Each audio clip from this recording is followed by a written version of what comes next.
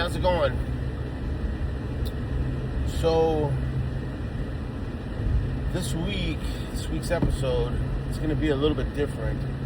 You know, I had this really odd conversation with Ariana, my daughter, one of my daughters. She came to me and she's like really worried about World War III. She saw some TikToks and she's like, what are we going to do? What are we going to do? And I'm like, Ariana, we're prepared. I'm like, I got a plan. I know exactly what we're going to do. I know exactly how the whole scenario is going to play out. Already ran through it in my head. And I'm trying to explain to her, and she's like, you know, I don't want to do that. And I'm like, well, it's my job to keep you safe. You know, I'm trying to slowly get the rest of my kids on board. And some close friends and family, you know, there's strength in numbers. And so a while back, there was something going on. I don't remember what it was, but I had this idea to find a meeting place out in the desert somewhere. And so I sent that location on a map to a handful of people. And I'm like, you know, I'm sure nothing's going to happen, but on the off chance something does happen, meet me here. And just basically bring all your supplies. And so, because I need them. No, I'm just joking. But, you know, the idea is get people you trust, get them together, and band together and survive. Whatever the thing is that you're dealing with. I mean, right? And how much crazy nonsense have we been told is happening or gonna happen and never came to fruition? Y2K, I remember me and my brothers all at my dad's house on New Year's Eve with our families. I think we all crashed there, if I remember. You know, we're all adults and we're married and had children, and weren't sure what to expect. You know, I think it all started with Y2K. That was the first one where people were like, oh crap. And then I think that, like, September 11th, you know, we all as a nation got punched in the mouth. And then people realized, well, holy crap, you know, something can happen to us. We're not, you know, beyond the reach of our adversaries as a nation. So I thought I would lay out a scenario that I could see potentially happening based on true events that have actually happened. There was a thing called the Carrington event that occurred. There was an event called the Carrington event that took place in the 1850s. We're tracking all these data in where a solar flare hit the Earth, and in the 1850s there was not a lot of technology. I think, if I remember the story correctly, like the old telegraph lines caught on fire, some switchboard operator people were electrocuted, but basically we got hit with a gnarly solar flare. If that happened in today's time, it would be bad. It would be bad. And I know that during the Obama administration, there was an event where the government thought that we were going to get hit with a solar flare, and they basically took Congress and the president and put them all in bunkers and waited for the rest of us to die, I guess. And then, of course, God stepped in and diverted the solar rays and saved us all. And we didn't find out about that 2 years later. But, so the scenario that I'm thinking of is where we wake up one day and the power's out for whatever reason. It doesn't have to be nuclear. It doesn't have to be, zombies or World War III. But the one thing I know for sure is if the power goes out in like small areas, then a lot of our infrastructure is going to be just fine. It's when the blanket power outage of a geographical location goes out is when there's issues. You know, in the case of an EMP, there may not even be backup power or generator power. You know, in a case of a solar flare, there may not be backup power or generator power, like the Carrington event, because a lot of stuff got fried. So thinking about this rationally, you know, you wake up, power's out, everything's black, dark. Get up, you flip the switches. I get up between 2:30 and 3:30, depending on where I'm at. For the last couple of years, I got up at 2:30, but I went to a job site a year ago, started getting up at 2:45, and then went to a new job site where I'm at now, and I don't have to be there till a little bit later, so I have to get up until 3:45. But in April, we go back to 5 a.m., and so I have to go back to getting up at 2:45. So power's out, I get up, flip the switch, nothing happens. Like I said, the point of this is the point of saying the blanket power outage is the cell phones won't work. The water may not. I mean, even the water is pumped in. It may work, but only the first bit of water you get is not going to be contaminated. The rest of water, you know, you can't go back to the well for days. The water will be bad, if it even runs at all. That's going to be the first thing, is food and water, that is going to cause people to freak out. You know, everything in your fridge goes bad by day 3. Everything in your freezer goes bad shortly thereafter. You know, if you're not prepared, then there's no water. So let's go take this step by step. I'm getting ahead of myself. Wake up, power's out, phone's out. What do you do?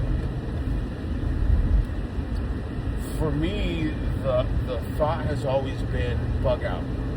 You know, I have provisions, and I have thought about this extensively. So, you know, it would be ideal to have my truck packed, everybody ready to go and on the road before the sun comes up, before my neighbors realize that the power's out. If it happened on a weekend day, I probably wouldn't wake up until like 8, in which case they would, people would be out there going, power's out, no big deal. I mean, power's been out before, no big deal, right? It's when the cell phones don't work and the water's not generated, and you realize that it's not just out, it's out everywhere. I mean, in that, you know, the entire city's down, or the state. You know, if the grid goes down, that's a pretty big chunk. Our grid is tied to the California grid. Palo Verde sends power to several different states. So now the first thing that I would suggest that people do is to take inventory of what you have. And you got to remember that the other people in your neighborhood, the other people, you know, in the vicinity are thinking, holy crap, we need more provisions.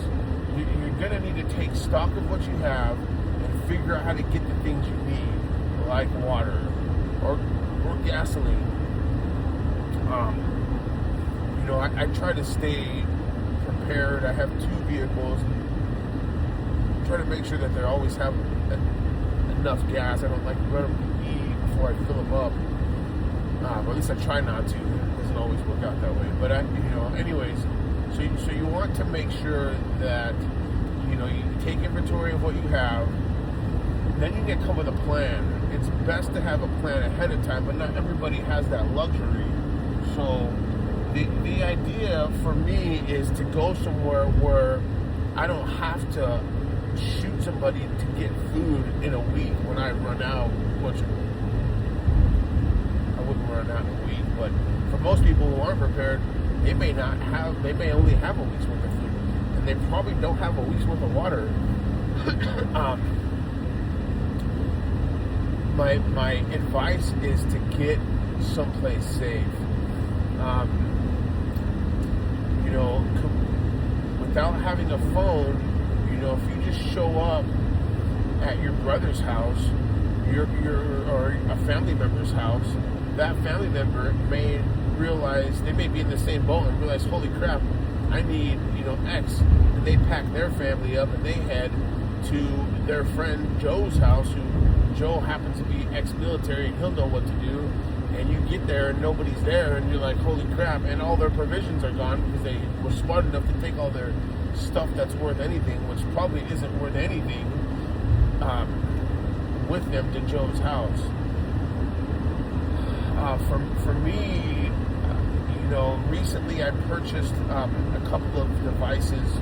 They're called Spot X. I gave my son his for his trip. I have a second one. I'm going to buy a third one for Sinclair. Ariana should always be with me, or at least I'll know where she's at. So the idea is, if the power goes out, it's twofold, because I like to go, I'm somewhat of an outdoorsman. I consider myself an outdoorsman. I'm going to probably start bow hunting with my brother this year, and I'm an avid shooter, and I fish.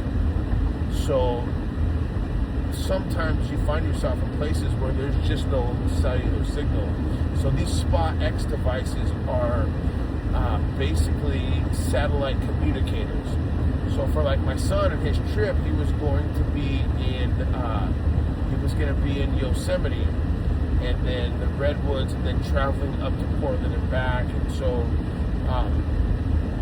I've taken that trip. So if they find themselves in a position where there is no service, and they get a flat or have a fender bender, or run out of gas, they would be able to contact me or anybody really. The Spot X device is pretty cool in the sense that it Bluetooths to your phone, so you could actually use your phone, text your contacts. I believe, I haven't even used mine. I didn't have time to test them before they left. But once I get the third one, I'll get them all together. I got Richie's activated. I got to activate mine, and then I'll activate Sinclair's. We'll get them all together, get them synced, get them so that we can communicate between the three devices. But the way that the device works is it Bluetooth to your phone, and you're able to just text right from your phone, and it goes through the Spot X device, through the satellite, to a cell network, and then to a cell phone. So if I was broke down, or say like little Richie was goofing around with the device while his wife was driving, and he sent me a text, then or he was goofing around his phone, and his Spot X device was Bluetooth to his phone, he sent me a text, I would still get it on my phone. The guy who sold me one of mine was telling me that he was on a backpacking trip in deep Alaska, and he would send his, because he was in northern Alaska, there's not a lot of satellites out there, so he would send his message in the morning but not get his response until the evening, because it would take that much time to connect to a satellite, send the message, his wife get it, respond, and then it come back to the device. Just something to think about. So for the average person, after your water runs out, your fridge is going out, your freezer's going to be thawed, it'll keep your food cold for a while. Then you got to cook it. Do you have a barbecue grill? Is it Is it electric?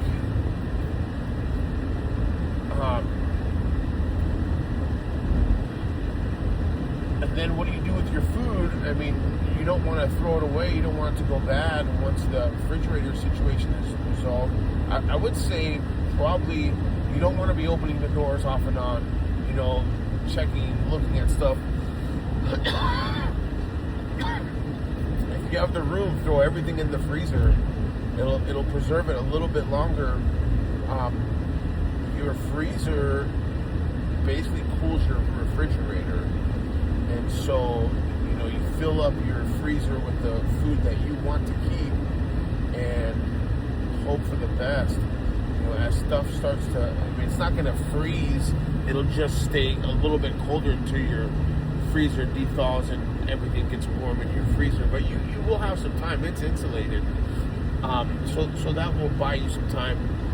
Personally, I don't want to divulge too much. I don't want everybody going, power goes out, let's all go to Rich's house because he's got whatever X, Y, and Z. But I would say definitely develop a plan with your neighbors or your family, on the off, just send a text message or group message. Hey, on the off chance some random thing happens, I'm coming to your house, or everybody meet at mom's or whatever it is.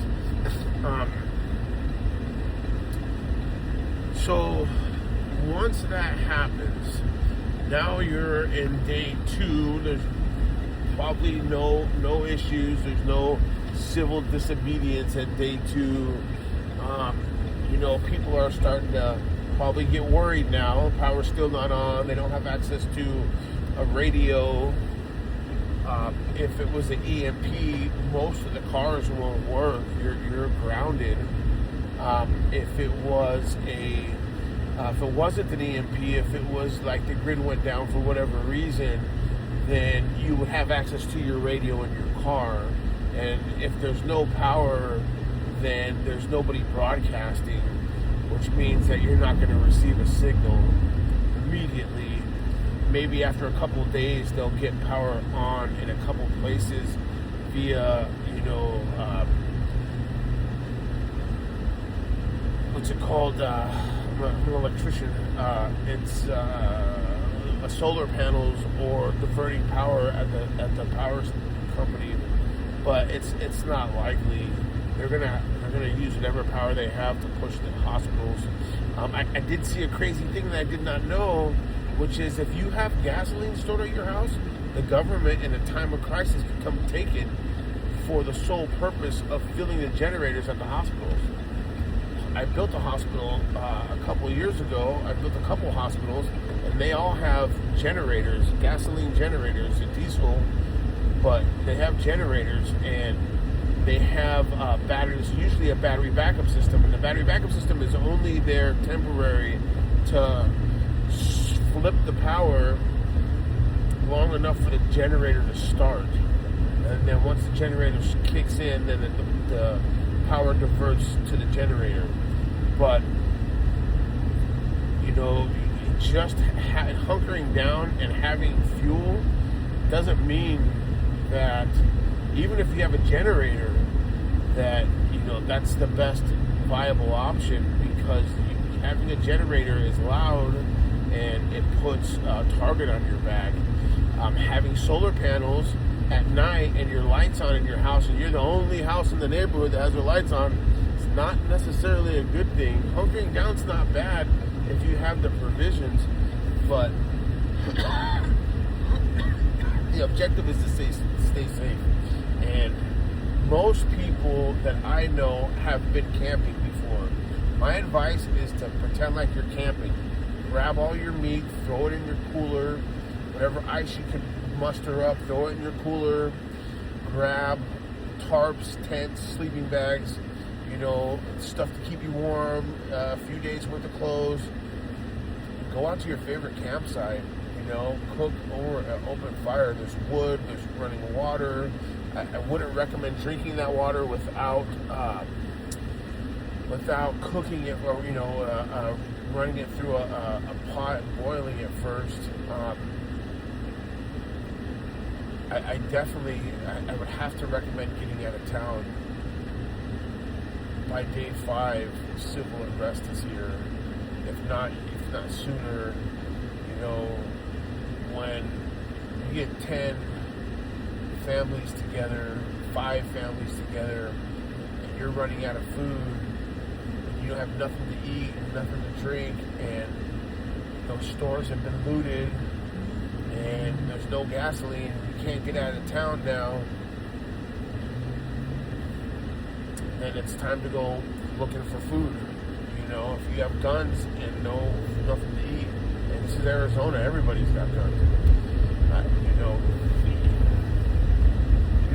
I wonder, now that I'm having putting all this down on video, let's say it is a EMP blast. I wonder, because I'm in North Phoenix, if it would be viable to pack the stuff I have and walk. I mean, Ariana would be super bummed. I would probably have to put her in a wagon and pull her. No offense, Ariana, I'm just joking. But, I mean, I have a wagon. I could put provisions in a wagon. You know, day 1 or day 2, I think I can make it to the outskirts of town the first day. I'm less than 20 miles away from the outskirts of town. I have a compass. I mean, I guess if I could hit BLM land, that's northeast of Anthem, then I can make it all the way to the rim. I don't know what the distance is, but I mean, I'd have to guess in a few days I'd be pulling a wagon. But if there was more of us, and just getting anywhere everybody would be on foot. I guess what it comes down to is you got to get out of town. You got to grab what you can, and you got to do it soon. You got to do it early, because after day 4, you can't just be walking down the street. You know, day 5, you can't just be rolling down the street with a gun or a bottle of water or anything, even a backpack. You're just asking for problems. You know, if you have small children, I don't know, just something to think about. I just thought that it was an interesting scenario when Ariana brought that to me about, you know, what are we going to do if World War III happens? I'm like, I know exactly what I'm doing. Unfortunately, you don't have a choice. You're coming with me. But, and then when I kind of laid out a scenario, she wasn't really happy at the idea of it. But she would be safe and she would be alive. I personally feel like, you know, if I made it to the rim where there's water, I know the area, if I could get out to, you know, somewhere on a creek, that I would be just fine with the provisions that I have long term. I have the ability to, I have all the things I need to build a small structure, get us out of the rain, you know, provide drinking water and food long term. It just really depends on what the scenario is. The truth is, I'm not really prepared for every scenario. And you know, and I think about, you know, right now the goal is to try to purchase a large property north of town, like New River, or even as far out as like Black Canyon City. I've been looking at them for a while, and you know, if I were to go that route, that would change everything. That would change the whole plan. Because do I hunker down now? You know, especially if I have a garden and I have, you know, growing food. That changed everything. Once the city falls apart, there's nothing left. There's hardly anything that's grown here, not in the city limits. The next step is going to be to, you know, start venturing out of town. In the case of an EMP, you know, people are going to realize that they can go get a new alternator or a new, you know, whatever piece they need to get their car back up. And maybe cars will be running again. There's a lot of old cars that wouldn't be affected by EMP. And people are going to start venturing further and further from city centers, looking for food and looking for shelter and sustenance. So, I don't know. It's just a thought. Let me know what you think. I would say, if you have any thoughts on the idea, if you have any questions about anything, or if you just want to be a smart aleck, feel free to comment. Stay prayed up.